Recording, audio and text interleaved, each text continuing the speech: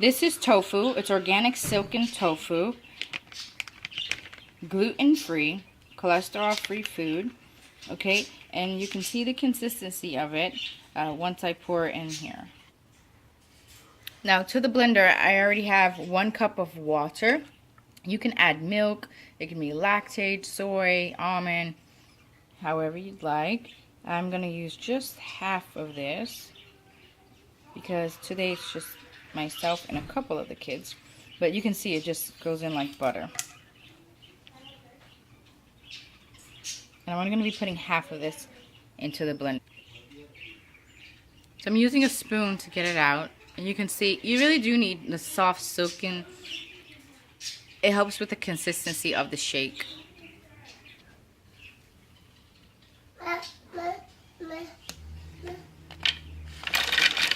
One cup of blueberries. Frozen strawberries. And about half a bag of the coconut.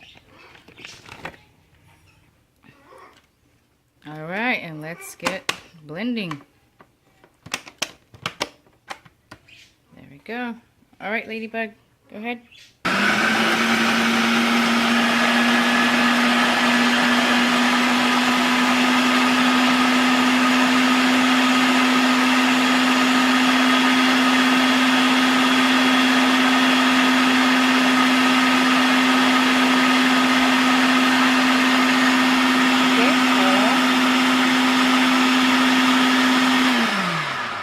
Very good. It's looking good, but I'm going to add some coconut milk. Okay, because I have a rather large crew, I'm going to go ahead and add in 1 cup, actually a half of cup of the coconut milk to make it stretch.